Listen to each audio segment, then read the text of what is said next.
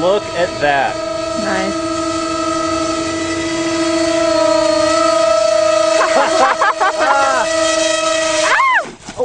Oh. This is the final test on this one for a while because I'm going to start on the final plane.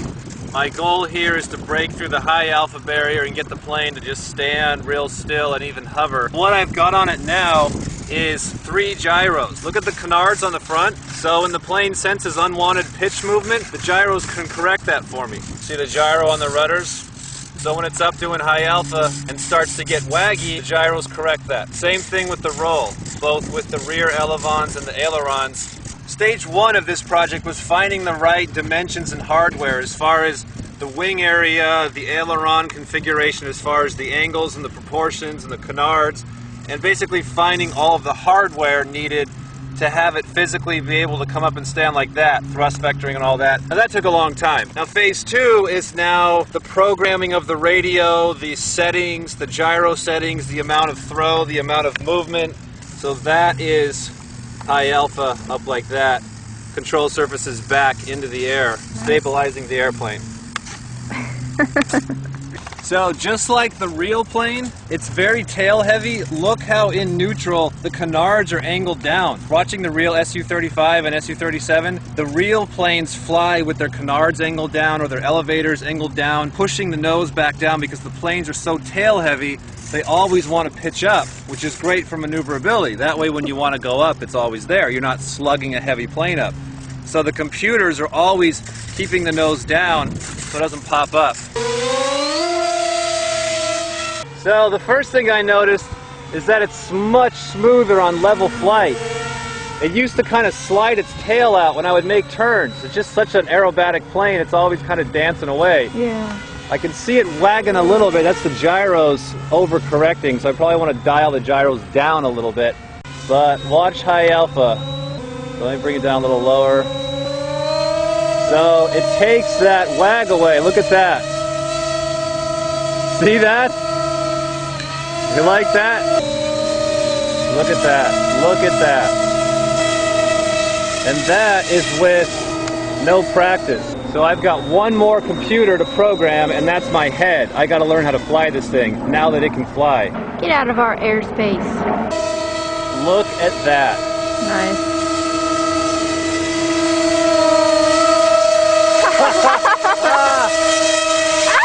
Oh. Somebody was showing off. Too heavy. Okay, so what I've been talking about, I've been trying to sell everybody Metal Gear servos, and that is the reason why. Now a hit like that, I always break the gears, especially with all the thrust vectoring. With this thing being a little bit heavy, I don't have the power anymore to take off, so when I make the final one, it'll be at least a pound lighter, so when I need to jet back out of there, I can, rather than like, look, I'm hovering! Got 2 6x4 props. The entire plane is built around these props. These are the jet props to use, 6x4s. They have the right ratio of thrust and all that kind of stuff.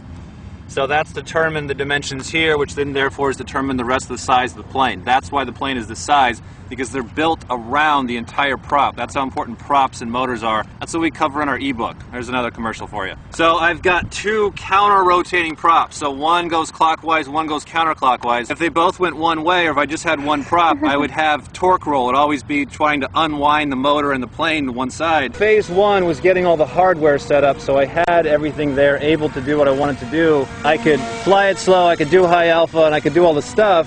It's just that the gyro helps smooth all that out for me. So I'm not asking the gyro to do anything that the plane isn't capable of doing. I'm just asking the gyro to do it so much more efficiently than a silly human can. So get it 0 in there. Look at those canards move. Look at it stabilize itself. Yeah, that's amazing. All right, I better land this now. So here's the real test, landing a tail-heavy airplane. Without breaking it. Look at that. Look at that. Did you see how smooth that was? It just kept it right there. Without it, it's all over the place. I swear, when I first plugged all this into the gyros, it was like in the Terminator movies when they transfer all the power over to the computer for the first time. Like, oh, what's going to happen? It's kind of the same thing. It's like this is completely stabilized and flown by the 3 elevon mixers and the 3 gyros and the computer settings on this. And so I'm just kind of telling it where I want it to go, and then it's doing all the work. Alright, I've unplugged all the gyros. There's a high chance this is going to result in a crash, but you know what? With flight testing, it's good to go past your envelope. It's good to not only know what your plane is capable of doing, but what it's capable of not doing. Crashes and successes are both equally good because they're both giving you information. This is going to tell me how much the gyros are actually helping out. Whoa. Wow! This is a handful to fly. So you can see what I mean, how the plane will still fly, it's just that the gyros are just doing all my fine work for me.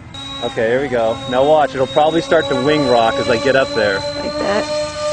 See that? Yeah. Okay, so right when I start to stall out, I need the gyro to stabilize, and the plane just starts to slip away.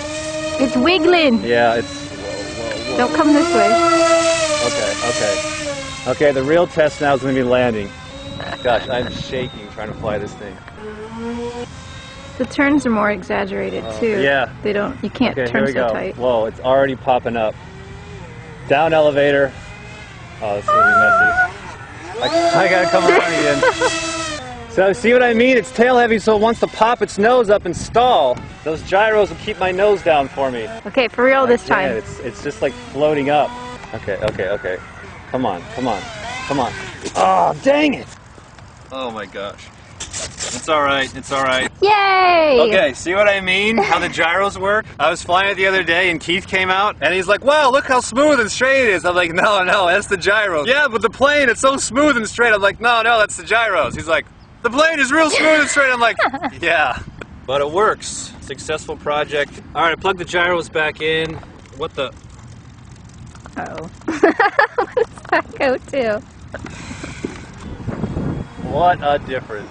Look at that. See, I can put the controller down and go get a sandwich. Can you get me one too? Okay, do another one. Nice. Uh-oh. The wind's going the other way. Duh.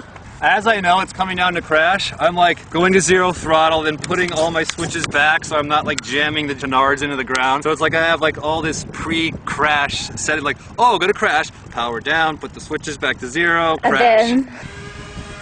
Look how easy that is. See how easy that was? I was looking the other way, I wasn't even flying it. If you're building foamies like this and doing scratch building and stuff, I get all my stuff at Grayson Hobby. There's a link over here on the YouTube. It's where I get all the motors and servos and stuff. Now again, the Metal Gear servos are what I really like. I'm really trying to convince guys to try them because you can buy Metal Gear servos and they're not going to strip out and break. I mean, these little rough landings I'd have right now, I would have stripped out quite a few sets of carbonite or nylon gears. Metal gears are the way to go. Duh. Can I get a sandwich now?